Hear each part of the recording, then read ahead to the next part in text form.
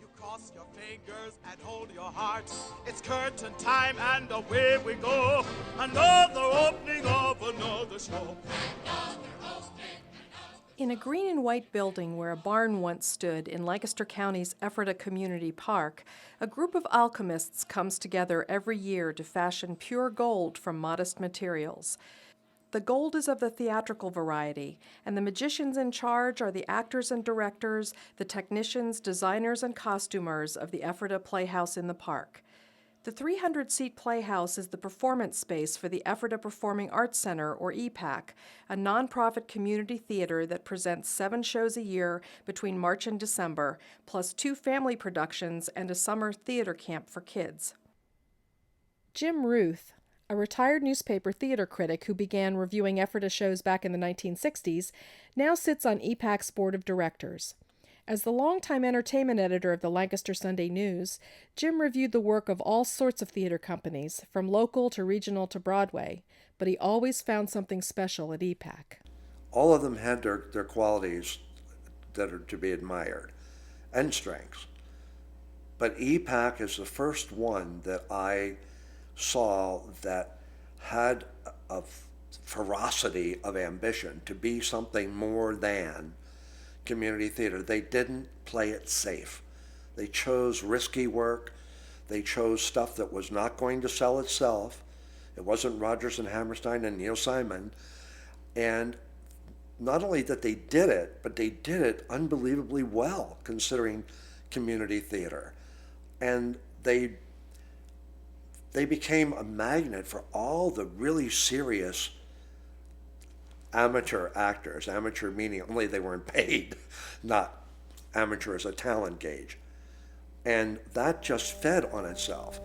It's good, isn't it grand? Over the past 25 years, EPAC has gained a reputation as a community theater that strives for high levels of professionalism. The group is known for taking risks, for presenting edgy shows that defy the conventional view of community theater, and for recrafting the classics for a modern audience.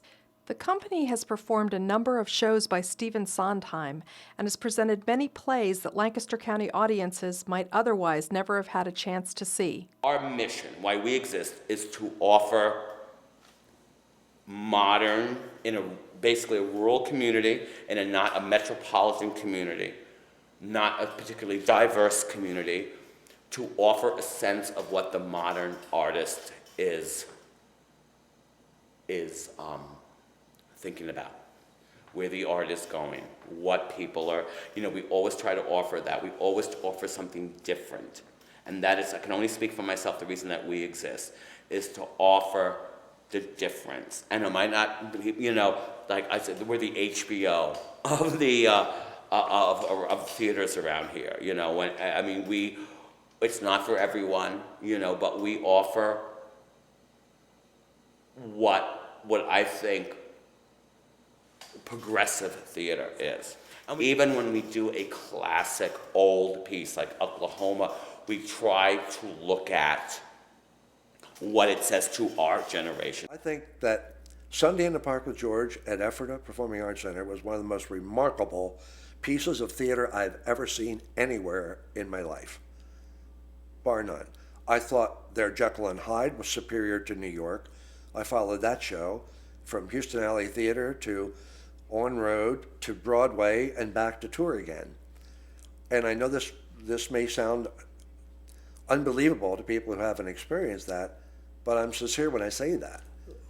When I say they're community theater, they are community theater, but just as I said, the difference between amateur and professional is only money and resources. That's it. And as far as I'm concerned, community theater doesn't get any more professional than Ephrata Performing Arts Center. That's why I chose to be on their board. I believe in what they do.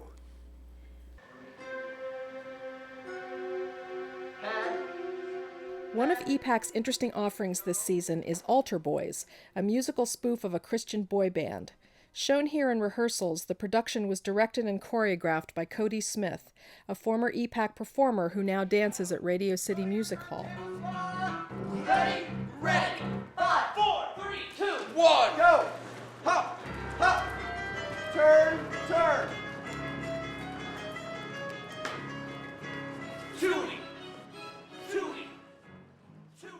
Jody is not the only EPAC veteran to have found success in New York. Others include Jonathan Groff, who starred in the Tony Award-winning musical Spring Awakening on Broadway, and Alicia Roman, who has been performing in the Tony-winning musical In the Heights. The Playhouse's ties to Broadway go back a long way. After years as a dance hall and roller rink, the building was turned into the Legion Star Playhouse by Broadway producer John Cameron back in the 1950s. The professional summer stock theater cast a variety of past and future film and television actors in its shows. I want your spirits to climb, so let me entertain you, and we'll have a real good time, yes sir. Creating good theater costs money. So does providing a comfortable place for audiences. 6 years ago, the Playhouse underwent a major renovation that increased its seating capacity and technical capabilities, added rehearsal space, and increased audience comfort, with the addition of heat, air conditioning, and a new lobby and restrooms. It also left EPAC with a large debt that it still struggles to pay off. That struggle has been made tougher by the current economic downturn that has many arts organizations competing for audiences' limited entertainment dollars and for a decreasing pool of contributions and grants.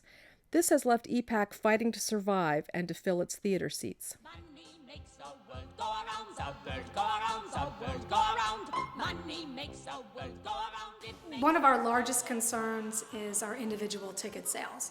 There's really no way to project how the economy is going to affect our ticket sales. We did really well with subscriptions. We stayed on target from last year. We met our budget expectations. It's just, are people going to continue to go out and choose the theater for entertainment versus possibly movies or going to a concert, things that are a little less expensive? I'm hoping that we'll follow the trend back during the 1920s where everybody, wanted to be entertained all the time. You saved your money, that was the night out, and hopefully they'll save their money and come to EPAC and, see a variety of great shows that we have for 2009. How we're dealing with it is, we have, unfortunately, what I'd really love to have is development grow. I want to grow the audience. Our audience is not growing. I know there are people out there, get them into the theater. And we're just being very careful with budgets. We're being careful with seasons. We're trying to, how I artistically am doing it, we are trying to draw the line on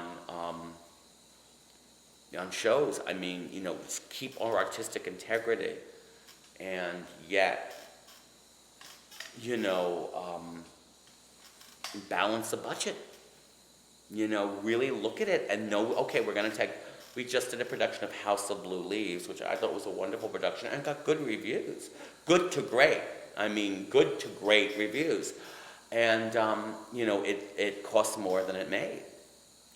And, but that's okay, and that's what people, that's okay. That's why we're not for profit. As long as, we know that we can stick to our mission, do a show like The Producers, and hopefully that'll bring in money, or do another show that will bring in some money. But some of the other concerns that we really can't control, I would say, is what happens with our grants, the funding that we receive from grants. A lot of that money is based on individuals' donations into a fund. And if that fund, depending upon the stock market, doesn't generate as much income, then there's less to divide among the grant recipients. Individual giving, our annual campaign, we want to reach $60,000. We're halfway there. The trend that we're seeing is smaller amounts, but lots of people are contributing to the cause. We now beg all of the time. There was a time where I think we had the attitude or felt that, we built the building, therefore people will come. I think people believed that once the building was built, there weren't any expenses anymore. Like I said, we still have a debt that we're taking care of. Every event that we have, whether it's produced in-house or it's a special event or a facility rental, we are begging in front of that audience.